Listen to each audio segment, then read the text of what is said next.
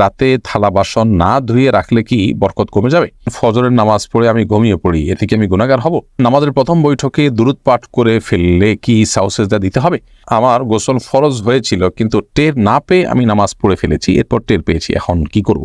ফোনের রিংটোনে বাদ্যযন্ত্রের সাউন্ড রয়েছে, নামাজ চলাকালীন রিংটোন বেজে উঠলে কি গুনাহ হবে? নাপাক অবস্থায় শরীরের ঘাম পোশাকে লাগলে কি পোশাক নাপাক হয়ে যাবে?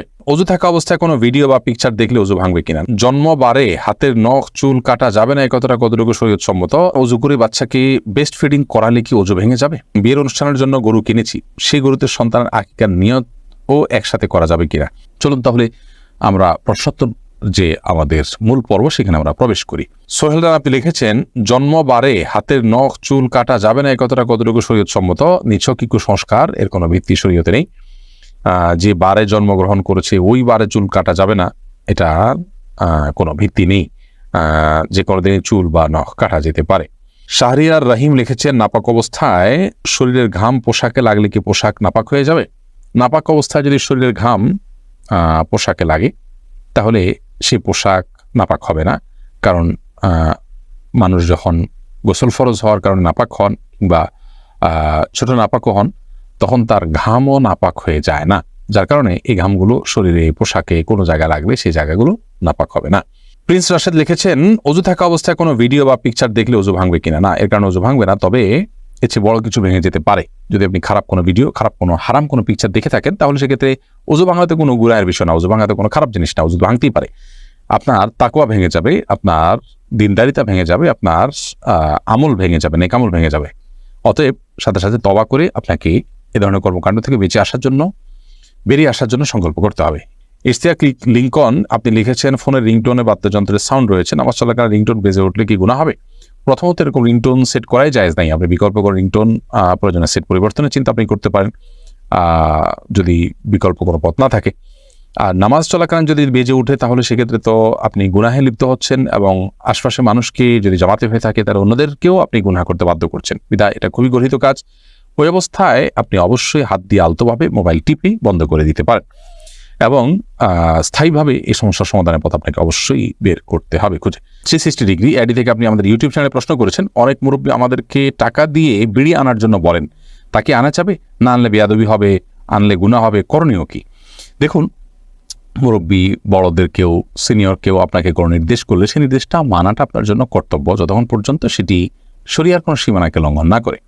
মুরব্বীর নির্দেশ এটা মানা খুবই গুরুত্বপূর্ণ, আবার আল্লাহর নির্দেশ মানাটা তার চেয়ে বেশি গুরুত্বপূর্ণ। এখন মুরব্বীর নির্দেশ মানতে গিয়ে যদি আমি আল্লাহর নির্দেশকে লঙ্ঘন করতে হয়, তাহলে নিশ্চয়ই আমি আল্লাহর নির্দেশকে লঙ্ঘন করাটা আমার জন্য জায়েজ হবে না। লা তাআতা লি মাখলুকিন ফি মাসিয়াতিল খালিক।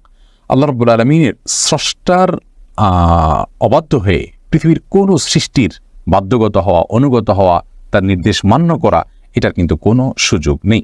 অতএব এ বিষয়ে আমাদেরকে দায়িত্ববান হতে হবে এবং সচেতন হতে হবে। শামিমা মুমিন আপনি লিখেছেন, অজু করে বাচ্চাকে ব্রেস্ট ফিডিং করালে কি অজু ভেঙে যাবে? অজু করে যদি আপনি বাচ্চাকে ব্রেস্ট ফিডিং করান তাহলে তাতে অজু ভঙ্গ হবে না, কারণ অজু ভঙ্গের কারণগুলোর ভিতরে এটি একটি কারণ নয়। কারণ দুধ এটা কোনো অপবিত্র বস্তু না, শরীর থেকে যদি দুধ নির্গত হয় বা সেটাকে নির্গমন করানো হয়, তো এর ফলশ্রুতিতে কোনো নাপাক বা অপবিত্র বস্তু বের হয়নি। আর অজু যাওয়া মানে হলো পবিত্রতা চলে যাওয়া, অতএব পবিত্রতা চলে যাওয়ার মতো কোনো কাজ যেহেতু ঘটেনি, বিধায় ব্রেস্ট ফিডিং করানোর কারণে অজু ভঙ্গ হবে না। খায়রুল ইসলাম লিটন আপনি লিখেছেন, আমার গোসল ফরজ হয়েছিল কিন্তু টের না পেয়ে আমি নামাজ পড়ে ফেলেছি, এরপর টের পেয়েছি, এখন কি করব? দেখুন, গোসল ফরজ হয়ে যাওয়ার পর আপনি টের পাননি, নামাজ পড়ে ফেলেছেন, পরে যখন আপনি নিশ্চিত হয়েছেন যে আপনার গোসল ফরজ হয়েছিল, আপনি এখন পুনরায় গোসল করে নামাজটা কাজা করবেন। এরপরে আতিকা সাফরিন ইয়াডি থেকে আপনি লিখেছেন, একজন মহিলার স্বামী মারা যাওয়ার পর আবার অন্য জায়গায় বিয়ে হয়ে গেলে সেই মহিলা কি আগের স্বামীর সম্পত্তির অংশ পাবে? কোনো নারী যদি কোনো জায়গায় বিয়ে হয়, এরপরে যদি স্বামী মারা যান তখন যদি তার স্ত্রী থাকেন, তাহলে সেক্ষেত্রে তিনি অবশ্যই সম্পত্তির ভাগ পাবেন। কিন্তু স্বামী মারা যাওয়ার আগেই যদি তিনি বিবাহ বিচ্ছেদ হয়ে অন্যত্র বিয়ে করেন, তাহলে সেক্ষেত্রে আর আগের স্বামীর সম্পত্তি থেকে কোনো ভাগ তিনি পাবেন না। তাহলে দেখতে হবে যে স্বামী মারা যাওয়ার সময় তিনি ওই স্বামীর স্ত্রী ছিলেন কিনা। যদি স্ত্রী থেকে থাকেন ওই অবস্থায়, তাহলে স্বামী মারা গেলে অবশ্যই সে স্বামীর সম্পত্তিতেই স্ত্রীর ভাগ থাকবে, তবে সেটি ভ্যারি করবে। যদি সন্তান থাকে তাহলে ভাগটা একরকম হবে, আর সন্তান না থাকলে ভাগটা আরেক রকম হবে। সন্তান থাকলে কিছুটা কম পাবেন, আর সন্তান না থাকলে সেক্ষেত্রে কিছুটা বেশি পাবেন মৃত ব্যক্তির। মোতালেবি আপনি লিখেছেন, বিয়ের অনুষ্ঠানের জন্য গরু কিনেছি, সেই গরুতে সন্তানের আকিকার নিয়তও একসাথে করা যাবে কিনা। বিয়ের অনুষ্ঠানের জন্য গরু কিনেছেন, গরুর গোশত সংগ্রহ করবেন, পাশাপাশি সেখানে আকিকার নিয়ত করবেন, এটা অবশ্যই শুদ্ধ হবে না। আকিকা এবং আপনার গোশত খাওয়া এই দুইটাকে এক পশুর মধ্যে আপনি একত্র করাটা সঠিক হবে না। আব্দুল হালিম আপনি লিখেছেন, নামাজের প্রথম বৈঠকে দুরুদ পাঠ করে ফেললে কি সাউসেজদা দিতে হবে। নামাজের প্রথম বৈঠকে যদি আপনি দুরুদ পড়ে ফেলেন তাহলে সেক্ষেত্রে হানাফি মাযহাব অনুযায়ী আপনাকে সিজদা সাও দিতে হবে। যদিও এক্ষেত্রে হাম্বলি মাযহাবের উলামা ইকরাম, সৌদি আরবের উলামা ইকরাম তারা ভিন্ন মত পোষণ করেন, তারা বলেন সিজদা সাও দিতে হবে না। তো হানাফি থট অনুযায়ী বাংলাদেশ বিষয় হানাফি মাযহাব ফলো করেন, সেই হিসাবে সিজদা সাও দিতে হবে।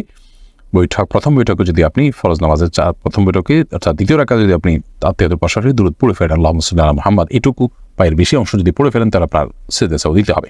আব্দুল্লাহ সোহাগ লিখেছেন, ফজরের নামাজ পড়ে আমি ঘুমিয়ে পড়ি, এতে কি আমি গুনাহগার হব। ফজরের সালাত আদায় করার পর যদি আপনি ঘুমিয়ে পড়েন তো এতে আপনার বড় কোনো গুনাহ হবে না, কারণ এতে কোনো হারাম কাজ আপনি করছেন না, কিন্তু একটা অনুত্তম কাজ করছেন। গুনাহ শব্দের অর্থ ক্ষতি, সে অর্থে ক্ষতি তো হবেই, কিন্তু ক্ষতিটা ওরকম বড় ক্ষতি, মোটা দায়ের ক্ষতি, কোনো কবিরা গুনাহ নয়। যদি এমন হয় যে আপনি রাতে ডিউটি করেছেন, গভীর রাতে আপনাকে ঘুমাতে হয়েছে কোনো কারণে, বাধ্য হয়ে আপনি সকালে ঘুমিয়েছে, তাহলে সেক্ষেত্রে ইনশাআল্লাহ কোনো প্রকার গুনাহই হবে না, কারণ এটা শরীয়ত নিষিদ্ধ কোনো কাজ আপনি করেছেন, ব্যাপারটা সেরকম না। অনেক ফুকাহা একরাম এটাকে নিষেধ করেছেন, এটা স্বাস্থ্যের জন্য ক্ষতিকর। নবী সাল্লাল্লাহু আলাইহি ওয়াসাল্লাম এই টাইমে তাসবিহ তিলাওয়াত করতে পছন্দ করতেন। আল্লাহ কোরআনে কারিমে বিভিন্ন জায়গায় বলেছেন ওয়াসাব্বিহু বুকরাতাও ওয়া আসীলা, এই জাতীয় কথা আল্লাহ তাআলা বলেছেন। সেখান থেকে বোঝা যায় যে সকাল এবং সন্ধ্যার সময়গুলো ইবাদতের সময়, জিকির আজকারের সময়, তাসবিহ তিলাওয়াতের সময়, এই সময়টা ঘুমের সময় নয়, বিধায় এগুলো থেকে আমাদের বেঁচে থাকা দরকার। যে সিআইডি থেকে আপনি লিখেছেন, রাতে থালা বাসন না ধুয়ে রাখলে কি বরকত কমে যাবে। আর রাতে থালা বাসন না ধুলে বরকত কমে যায় এরকম কোনো কথা কোরআনে কোথাও বলা হয়নি। প্রচুর পরিমাণে কুসংস্কার আমাদের সমাজে আছে, এটি সেরকম একটি বিষয়। আপনি থালা বাসন রাতে ধোবেন নাকি দিনে ধোবেন এটা আপনার ব্যাপার। তবে এক্ষেত্রে শরিয়ার নির্দেশনা হলো যে থালা বাসন, বিশেষ করে খাবার যদি থাকে সেগুলোকে ঢেকে রাখা, সেগুলোকে ঢেকে না রাখাটা এটা সুন্নাহর খেলাফ। আমরা যখন ঘুমিয়ে পড়ি অনেক সময় জিনরা বিচরণ করে এবং নানামুখী অসুবিধা তৈরি হয়। সবচেয়ে বড় কথা হলো যে আজকাল আমরা তেলাপোকা, তারপর টিকটিকি, নানা রকমের প্রাণী বিচরণের কথা আমরা জানি। এগুলো আমাদের অজান্তে বিচরণ করবে, সেগুলো আমাদের স্বাস্থ্যের জন্য ক্ষতির কারণ হতে পারে। এই জন্য সেগুলোকে ঢেকে রাখা অথবা উপর করে রাখা সেটা হলো গুরুত্বপূর্ণ বিষয়। আমি ধোয়ার বিষয়টা এখন ধোবো, আমার থালা বাসনটা নাকি আমি কালকে সকালে ধোবো সেটা একান্তই আমার ব্যাপার। এক্ষেত্রে শরীয়ত আমাকে কোনো বাধ্যবাধকতা দেয়নি। তবে এটা ঠিক যে যত পরিচ্ছন্ন থাকা যায় ততই ভালো, যত সময়ের কাজ সময় করে ফেলা যায় ততই ভালো। কিন্তু এর মানে এই না যে থালা বাসন আমি রাতেরটা সকালে ধুলে আমার বাসায় বরকত থাকবে না, এমন কোনো কথা নেই।